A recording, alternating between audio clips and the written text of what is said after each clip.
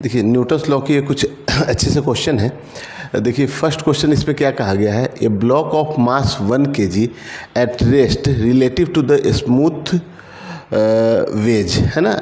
इस वेज पे ये जो ब्लॉक है ना वो रेस्ट पे है। ये जो आपको ब्लॉक दिख रहा है ये रेस्ट पे है। Moving leftward with constant acceleration 5 metre per second. ये जो वेज है इधर की ओर कितना 5 मीटर पर सेकेंड स्क्वायर के एक्सेलरेशन से जा रहा है और ये इस पे रेस्ट पे है। तो आपसे यही पूछा गया है कि नॉर्मल रिएक्शन बताइए कि let N be the normal reaction between the block and the wedge. ठीक है, तो आपको ये नॉर्मल रिएक्शन बताना है कितना होगा। तो देखिए इस पे जो नॉर्मल रहेगा ना, इस नॉर्मल का जो डायरेक्शन होगा वो इस डायरेक्शन में होगा ऐसे। अब देखिए एक इस पे सूडो फोर्स जो लगेगा ना वो इस ब्लॉक पे वो इस डायरेक्शन में लगा है ना। जो ब्लॉक मूव करता है जिस डायरेक्शन में, ये वेज जो मूव कर रहा है उसके अपोजिट डायरेक्शन में एक सूडो फोर्स लगेगा। मतलब कि यहाँ पे एक ma लगेगा आपको सूडो फोर्स इधर, है ना। इस ब्लॉक का मास जब m 1 kg है ना तो m की वैल्यू कितनी दी गई है 1 kg है। ठीक है, अच्छा इस ब्लॉक का खुद का अपना एक mg नीचे की ओर लगेगा, एक mg जो है वो नीचे की ओर लगेगा। इस नॉर्मल का दो कंपोनेंट होगा, एक हॉरिजॉन्टल डायरेक्शन में इधर और एक वर्टिकल डायरेक्शन में इधर, है ना। अब देखिए ये एंगल थीटा है तो इस हिसाब से आपका ये वाला एंगल थीटा होना चाहिए। फिर ये 90 माइनस थीटा होगा तो फिर से ये जो एंगल हो जाएगा ना वो थीटा हो जाएगा। तो जब ये थीटा होगा तो इसको हम लोग क्या बोलेंगे एन कॉस थीटा, और ये कितना हो जाएगा एन साइन थीटा। ठीक है ना। तो यहाँ से इक्वेशन हम लोग देखें। अब जब ये ब्लॉक जो है रेस्ट पे है ना तो हम लोग ऐसा लिख सकते हैं कि जो एन कॉस थीटा होगा, या फिर पहले लिखिए एन साइन थीटा, तो एन साइन थीटा की जो वैल्यू होगी वो एम ए के बराबर है और जो एन कॉस थीटा की वैल्यू है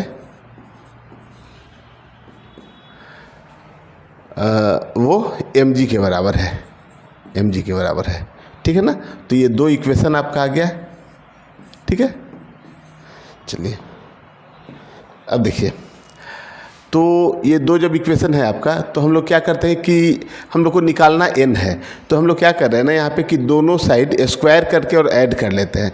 तो यहाँ से हम लोग लिख सकते हैं कि n साइन थीटा का square plus n cos theta का square is equal to M A का स्क्वायर और प्लस एम जी का स्क्वायर। अब यहाँ से देखिए एन स्क्वायर अगर आप दोनों से कॉमन ले लें तो sine square theta plus cos square theta कितना हो जाएगा 1। यहाँ से भी हम लोग एम स्क्वायर को अगर कॉमन ले लें तो कितना बचेगा ए स्क्वायर प्लस जी स्क्वायर। कोई दिक्कत नहीं है। तो यहाँ से n इज इक्वल टू जब आप करेंगे तो अंडर रूट में जाएगा तो m को बाहर निकाल लेते हैं हम लोग। ठीक है ना, स्क्वायर है, स्क्वायर से रूट कैंसिल हो जाएगा तो यहाँ कितना आ जाएगा ए स्क्वायर प्लस जी स्क्वायर। तो यहाँ देखिए मास दिया गया है, इस ब्लॉक का जो मास है वो कितना है 1 kg है। यहाँ दिया हुआ है ब्लॉक का मास 1 kg है। ठीक है, एक्सेलरेशन दिया हुआ है 5 मीटर पर सेकेंड स्क्वायर, है ना। यहाँ पे एक्सेलरेशन अब देखिए 5 मीटर पर सेकेंड स्क्वायर है और जी की वैल्यू 10 लेनी है यहाँ पे। तो ये 5 का स्क्वायर करेंगे तो कितना हो जाएगा 25 और 10 का स्क्वायर करेंगे तो कितना हो जाएगा 100। तो ये कितना हो गया अंडर रूट में 125। तो 125 को ऐसे आप लिख सकते हैं 5√5। ठीक है ना। तो ये आपका जो फर्स्ट ऑप्शन है ये करेक्ट हो गया है यहाँ से। ठीक है, मोर देन वन आंसर वाले में अब देखिएगा अगर कोई क्वेश्चन ऐसा होता है तो यहाँ से टेन थीटा की वैल्यू भी अगर पूछा जाएगा यहाँ पे तो टेन थीटा की वैल्यू आप निकाल सकते हैं। यहाँ से देखिए आप साइन थीटा अपन कॉस थीटा करेंगे। ठीक है ना, तो एन से एन कैंसिल हो जाएगा तो कितना आ जाएगा यहाँ से। अगर देखिए अगर हम लोग टेन थीटा भी निकालें तो एन से एन को कैंसिल कर ले तो tan theta is equal to देखिए एम से एम भी कैंसिल हो जाएगा तो tan theta is equal to कितना हो जाएगा ए बाई जी, और ए की वैल्यू 5 है और जी की वैल्यू 10 है तो यह कितना हो जाएगा 1/2। तो theta is equal to tan inverse 1/2। तो जेई वगैरह में जब क्वेश्चन पूछा जाता है मोर देन 1 तो यहाँ पे tan थीटा की वैल्यू यहाँ 1/3 दी गई है, यहाँ पे 2 दी गई है। ठीक है ना, अगर 1/2 रहता tan थीटा की वैल्यू तो ये भी ऑप्शन करेक्ट रहता, लेकिन ये सिंगल चॉइस वाला क्वेश्चन है तो यहाँ पे आपको बस यही फाइंड कर लेना था। ठीक है।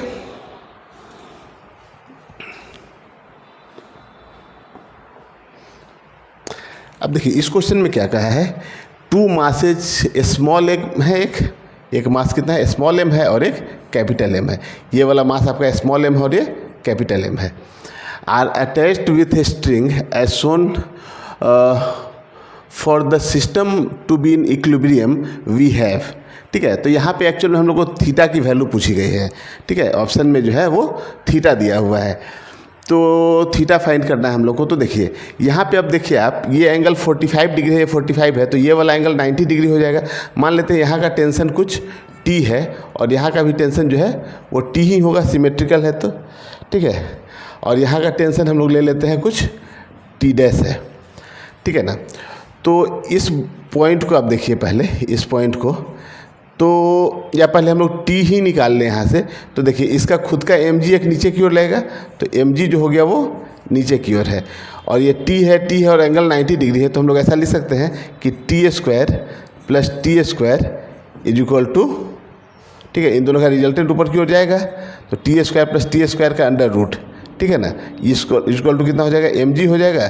तो यहाँ से देखिए तो 2t स्क्वायर, रूट को इधर ले जाएंगे तो कितना हो जाएगा, एम जी का स्क्वायर, और यहाँ से हम लोग अगर t निकालें तो t इक्वल टू कितना हो जाएगा, एम जी का स्क्वायर बाई 2। तो ऐसा लिख सकते हैं, रूट अंडर लगाना पड़ेगा यहाँ पे, तो यहाँ से t की वैल्यू जो है ना वो निकल के आ जाएगी एम जी बाई रूट 2। यहाँ तो कोई दिक्कत नहीं है, टेंशन की value m g by root 2 आ गई। अब हम लोग इस पॉइंट को बनाते हैं, ये है ना, ये जो मास कैपिटल एम है, इस कैपिटल एम मास को लेते हैं। तो देखिए ये जो आपको टी डैश दिया हुआ है, टी डैश का 2 कंपोनेंट आएगा, एक इधर आ जाएगा टी डैश कॉस थीटा, और ऊपर में आ जाएगा कितना, टी डैश साइन थीटा। ठीक है, इधर की ओर एक टेंशन टी है, ये टेंशन टी, इस टी का भी 2 कंपोनेंट होगा, एक नीचे की ओर एक इधर की ओर है। अब चूंकि एंगल 45 डिग्री है तो 45 ही रहेगा, तो इधर आप टी कॉस 45 लिख लेते हैं, कॉस 45, और नीचे कितना हो जाएगा, टी साइन 45। और ये जो कैपिटल एम मास है तो इसका भी खुद का अपना एम जी नीचे की ओर लगेगा, कैपिटल एम जी, तो ये भी नीचे की ओर लगेगा कितना, कैपिटल एम जी। ठीक है, अब जब इक्विलिब्रियम में है तो हम लोग यहाँ से देखिए ऐसा लिख सकते हैं कि T dash cos theta is equal to T cos 45, T dash cos theta is equal to T cos 45 degree. ठीक है, टी की वैल्यू मालूम है हम लोगों को, कितनी दी गई है, m g by root 2, m g by root 2 है, और कॉस 45 भी 1 बाई रूट 2 होता है, तो ये कितना आ जाएगा, यहाँ से देखिए तो एम जी बाई 2 आ जाएगा, है ना। तो यहाँ से टी डैश कॉस थीटा की वैल्यू निकल के आ गई, कॉस थीटा की value. T dash sine theta की बात करें तो देखिए इसकी वैल्यू जो है ना, टी कॉस थीटा कॉस 45, और तो इसकी भी वैल्यू कितनी हो जाएगी, यहाँ से आप देखेंगे तो इसकी वैल्यू भी हो जाएगी एम जी बाई 2। तो यहाँ से देखिए टी डैश साइन थीटा अगर हम लोग लिखें, टी डैश साइन थीटा, तो ये भी कितना हो जाएगा, कैपिटल एम जी और प्लस एम जी बाई 2। अब डिवाइड कर लेते हैं, तो साइन अपॉन कॉस टेन हो जाएगा, तो यहाँ से टेन थीटा, ठीक है ना, इससे इस इक्वेशन को डिवाइड कर देते हैं, तो tan theta is equal to कितना हो जाएगा, पहले हम लोग लिखते हैं capital M g plus small m g by 2 और अपॉन एम जी बाई 2। तो यहाँ से अगर डिवाइड करें तो देखिए यहाँ से ये वैल्यू जो निकल के आएगी, ठीक है ना, capital M g by small m g by 2, तो 2 को ऊपर लेके चले जाते हैं, और प्लस इससे कट के 1 आ जाएगा यहाँ से, तो आप जी से जी कैंसिल कर लेंगे यहाँ, तो टेन थीटा की जो वैल्यू है वो निकल के आ गई कितनी, 2m by M, 2 capital M by small m और प्लस का 1। तो यही आपका इसमें करेक्ट आंसर है।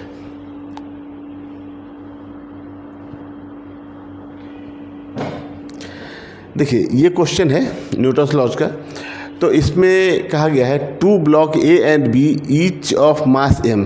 देखिए एक ब्लॉक ये हो गया और एक ब्लॉक ये है, दोनों का मास कितना है, एम है। Are placed on a smooth horizontal surface, ये जो नीचे का जो सरफेस है ना ये स्मूथ है, मतलब इसकी फ्रिक्शन कोफिशिएंट की बात करें तो ये 0 है। Smooth horizontal surface, 2 horizontal force F and 2F, ठीक है ना। एक फोर्स देखिए यहाँ पे F लग रहा है इधर से, और इधर से कितना लग रहा है, 2F लग रहा है और सरफेस कैसा है, स्मूथ है, A and B respectively as shown in the figure. ठीक है, ये सारी जानकारी आपको फिगर से मिल रही है। The block A does not slide on block B. देखिए ये कितना इंपॉर्टेंट चीज़ है, देखिए आप समझिए कि ये बोल रहा है कि ये जो ब्लॉक है ना इस पर स्लाइड नहीं कर रहा है। जैसे इस पर आप धक्का दिए तो हो सकता है ये ब्लॉक इसके ऊपर चढ़ जाता है ऐसे, तो ये स्लाइड नहीं कर रहा है ना, इसके ऊपर स्लाइड नहीं कर रहा है कुछ। तो हम लोग को पूछा गया कि नॉर्मल रिएक्शन जो है ना वो कितना होगा इन दोनों के बीच नॉर्मल रिएक्शन। तो देखिए इन दोनों के बीच में जो नॉर्मल रिएक्शन होगा इस लाइन के परपेंडिकुलर, तो इस ब्लॉक पे नॉर्मल इधर होगा और इस ब्लॉक पे नॉर्मल इधर होगा, है ना। तो ये नीचे वाले ब्लॉक या ऊपर वाला ब्लॉक आप किसी को भी ले लें। तो चलिए मैं नीचे वाले ब्लॉक को लेकर और इस पर फोर्स दिखाता हूँ। तो देखिए नीचे का ब्लॉक कुछ इस तरीके का है, ऐसे,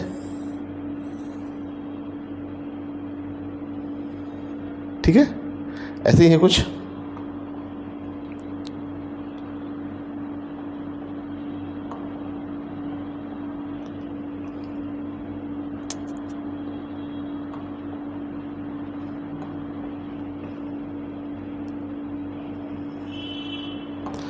ठीक है, तो देखिए इस पे एक नॉर्मल फोर्स ऐसे लग रहा है, एक नॉर्मल फोर्स ऐसे लग रहा है, इधर से 2F लग रहा है, इस पे 2F लग रहा है और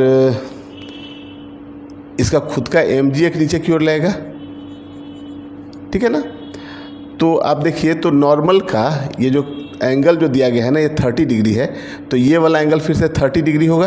तो नॉर्मल का जो एक कंपोनेंट होगा वो इधर कितना हो जाएगा, n cos 30 नीचे होगा, n cos 30 डिग्री, और इधर कितना हो जाएगा n sin 30 डिग्री, ठीक है ना।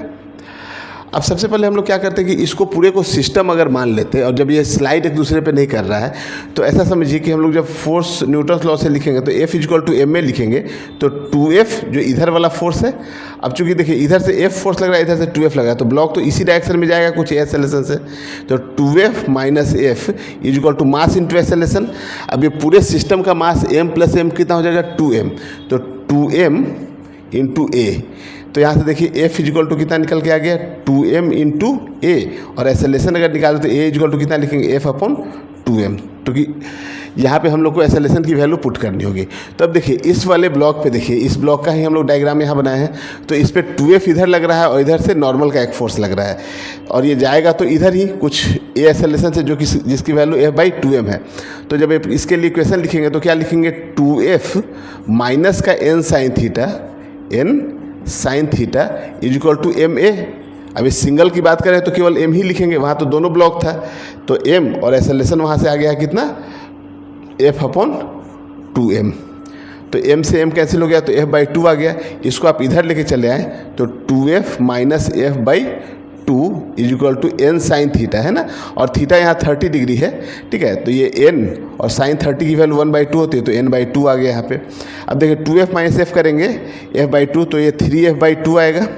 तो 3F/2 = कितना आ गया, n/2। 2 से 2 को कैंसिल कर लीजिए, तो यहाँ से आप देखिए n की वैल्यू कितनी आ गई, 3F। तो ये जो नॉर्मल फोर्स है ना उसकी वैल्यू 3F होगी। तो देखिए आपका ये ऑप्शन नंबर D जो है ना ये करेक्ट है, ठीक है।